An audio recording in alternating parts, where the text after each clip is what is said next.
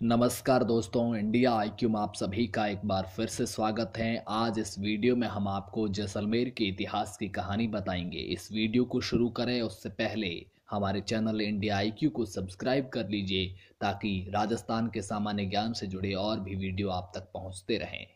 जैसलमेर का मतलब है जैसल का मेरू यानी जैसल का दुर्ग।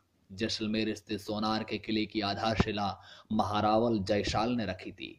कहते हैं कि लोद्रवा के यदुवंशी शासक महारावल दूसा जी ने अपने बड़े बेटे जयशाल की जगह उत्तराधिकारी छोटे बेटे विजयराज द्वितीय को बना दिया, जिससे नाराज होकर जयशाल नगर थट्टे के बादशाह शहाबुद्दीन गौरी के पास चला गया। विजयराज की मृत्यु के बाद उसका बेटा भोजदेव लोद्रवा का शासक बना, जिसे जयशाल ने आक्रमण कर मार डाला और जयशाल ने लोद्रवा के पास ही 1155 में एक दुर्ग की नींव रखी, जो जयशाल के नाम पर ही इसका नाम जैसलमेर पड़ा। जयशाल से जैसल बना और मेरू से मेर, जैसलमेर यानी कि जयसाल का किला। जयशाल के समय दुर्ग का मुख्य द्वार और कुछ ही भाग बन पाया था, बाकी का निर्माण उसके उत्तराधिकारियों ने करवाया था। जयसाल के पुत्र शालिवाहन प्रथम ने दुर्ग के निर्माण में सबसे ज्यादा योगदान दिया था। मौजूदा वक्त में दुर्ग की लंबाई 1500 मीटर और चौड़ाई 750 मीटर है। इस दुर्ग पर 99 बुर्ज बने हुए हैं, जो भारत के किसी भी किले में नहीं है। दुर्ग में किसी भी तरह का चूना या मिट्टी का काम नहीं लिया गया है। इसे बड़े बड़े पत्थरों को जोड़कर बनाया गया है और पत्थरों को इंटरलिंकिंग के तरीके से जोड़ा गया है। जयशाल के बाद उसका पुत्र शालिवाहन प्रथम गद्दी पर बैठा। उसके बाद बीजल, कल्हण, चाचक देव प्रथम, काल्हण, लखन सेन, पुण्यपाल, जैत सिंह प्रथम गद्दी पर बैठे।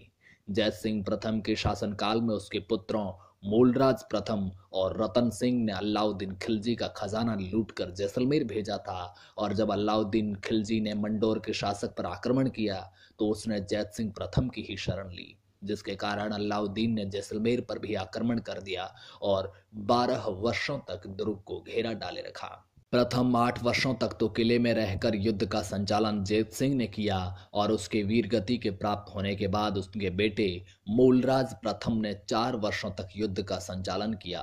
किंतु जब रसद पूरी तरह से समाप्त हो गई तब भाटी राजपूतों ने साका करने का निर्णय लिया और राजपूत महिलाओं ने जोहर किया और अगले दिन दुर्ग के दरवाजे खोलकर भाटियों ने मूलराज प्रथम और रतन सिंह के नेतृत्व में वीरगति को प्राप्त की और दुर्ग पर अलाउद्दीन खिलजी का अधिकार हो गया। बाद में दूदोजी और तिलोकसी ने भी, जो कि भाटी राजवंश से ही थे, उन्होंने फिर से अलाउद्दीन खिलजी और खिलजी वंश से ये किला छीनकर दुर्ग पर अधिकार कर लिया। खिलजी वंश के बाद दिल्ली की सल्तनत पर तुगलक वंश का अधिकार होने के बाद मोहम्मद बिन तुगलक ने अपनी सेना जैसलमेर भेजी, किंतु 6 वर्ष तक दुर्ग का घेरा डालने के बावजूद दुर्ग पर अधिकार नहीं कर सकी। किंतु इस बार भी पिछली बार जैसा ही हुआ। जब खिलजी के आक्रमण के समय भी 12 साल बाद जब रसद समाप्त हुआ तो दुर्ग में हार मानना पड़ा। ठीक इसी तरह इस बार भी रसद समाप्त होने पर पुनः भाटी राजपूतों ने दूदोजी और तिलोकसी के नेतृत्व पर साका करने का निश्चय लिया और राजपूत महिलाओं ने जोहर किया। राजपूतों ने दुर्ग के दरवाजे खोलकर वीरगति को प्राप्त हुए। दुर्ग पर फिर से मुसलमानों का अधिकार हो गया। भाटी सरदार गढ़सी, जिनके नाम पर गढ़सीसर तालाब का भी नाम रखा गया है, जो कि मूलराज के भाई रतन सिंह के बेटे थे, उन्होंने किलेदार को मारकर फिर से मुसलमानों के अधिकार से किले को अपने कब्जे में कर लिया, जिसे बाद में उसी के सरदारों ने छल पूर्वक मार दिया था। घड़सी की रानी ने मूलराज के पुत्र देवराज के बेटे रूप सिंह के दोहित्र केहर को छायण और मंडोर से बुलाकर गद्दी पर बिठाया। केहर के बाद उसका दूसरा बेटा लक्ष्मण देव गद्दी पर बैठा, जिसके समय जैसलमेर के प्रसिद्ध वैष्णव और लक्ष्मी नारायण मंदिरों का निर्माण हुआ। इसी समय से राज्य का वास्तविक स्वामी लक्ष्मीनाथ को माना गया और महारावल को उसका दीवान माना गया। लक्ष्मण देव के बाद उनका बेटा बैरसी और बैरसिंह राज्य का स्वामी बना, जिसने अपनी रानियों के नाम से सूर्य मंदिर, रत्नेश्वर महादेव मंदिर और दुर्ग में स्थित 2 कुएं बुलीसर और रानीसर बनवाए। बैरी सिंह ने हीराव जोधा को चित्तौड़ से भागकर आने पर शरण दी थी और सिसोदियों से मंडोर को छुड़ाने में भी सहायता की थी। वैर सिंह के बाद चाचिक देव द्वितीय, देवीदास और जेत सिंह द्वितीय जैसलमेर के शासक हुए। जैत सिंह द्वितीय के समय जैतबंद सरोवर का निर्माण करवाया गया था। जैत सिंह की मृत्यु के बाद युवराज लूणकर्ण कंधार गया हुआ था, इसलिए 15 दिन तक करमसिंह ने राज्य किया, जिसे लूणकर्ण ने वापस आते ही हटा दिया और महारावल बन गया। लूणकर्ण ने 9 बेटे और 3 बेटियां हुई थी, जिसमें पहली बेटी रामकुमारी और तीसरी बेटी उमादे का विवाह मारवाड़ के शासक मालदेव से हुआ था और दूसरी कन्या का विवाह उदयपुर के महाराणा उदय सिंह के साथ हुआ था। जिस महारानी का विवाह मालदेव के साथ हुआ था, उन्हीं उमादे को रूठी रानी भी कहते थे। उमादेह के विवाह के समय मालदेव ने उमादे से कह दिया था कि उसके लिए नहीं बल्कि उसकी दासी भारमली के लिए आया है, जिसके कारण उमादे रूठकर अपने निहाल चली गई और पूरी जिंदगी वहीं रही। मालदेव की मृत्यु होने पर वह वहीं पर सती हो गई। उमादे को इसीलिए रूठी रानी के नाम से भी जाना जाता है। महारावल लूणकर्ण के समय मुगल बादशाह हुमायूं जैसलमेर होता हुआ अमरकोट और ईरान की तरफ भाग गया था। लूणकर्ण ने हुमायूं की सेनाओं को जैसलमेर में डेरा नहीं डालने दिया था। लूणकर्ण ने ही एक विशाल यज्ञ का आयोजन करवाया था, जिसमें विगत 800 सालों में तलवार के बल पर जबरन मुसलमान बनाए गए हिंदुओं को फिर से हिंदू धर्म में शामिल करवाया गया। इस यज्ञ में भाग लेने के लिए सिंध, मारवाड़ और कच्छ से कई लोग आए थे। महारावल लूणकर्ण ने कंधार के पठान अमीर अली को पगड़ी बदलकर भाई बनाया हुआ था। उसने जैसलमेर का राज्य हथियाने का षड्यंत्र रचा और जैसलमेर पहुंचने पर उसने महारावल से कहलवाया कि वे बेगमे रानियों से मिलना चाहती हैं, और महारावल की आज्ञा प्राप्त होने पर उसने डोलियों में हथियारबंद सैनिकों को भेजा।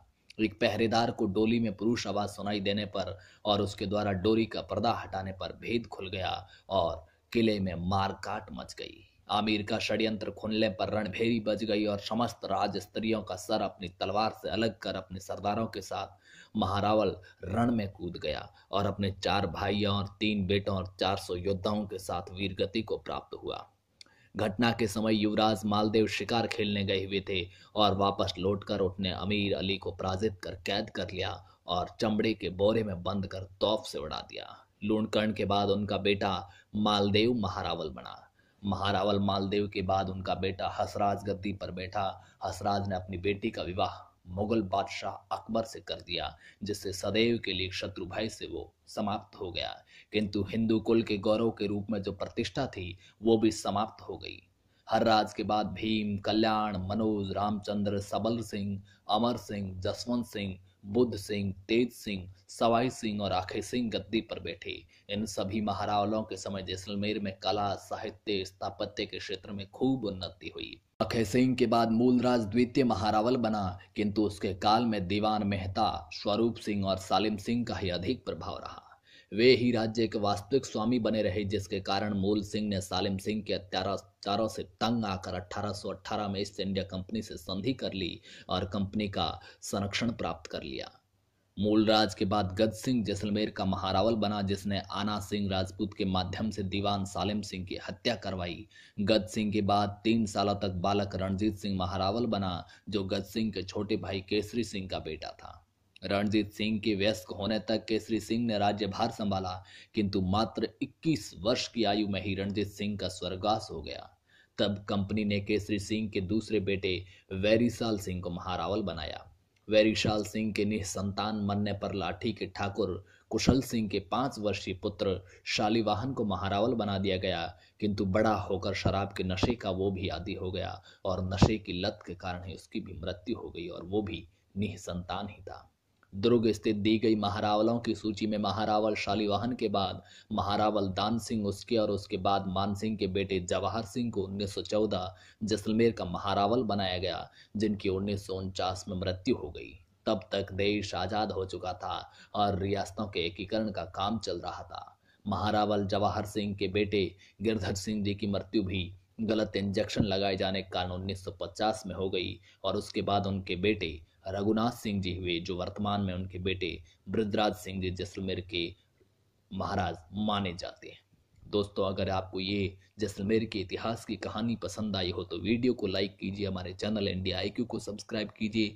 आगे किन विषयों पर वीडियो बनाए जाए इसके बारे में हमें नीचे कमेंट बॉक्स में लिख कर बताइए।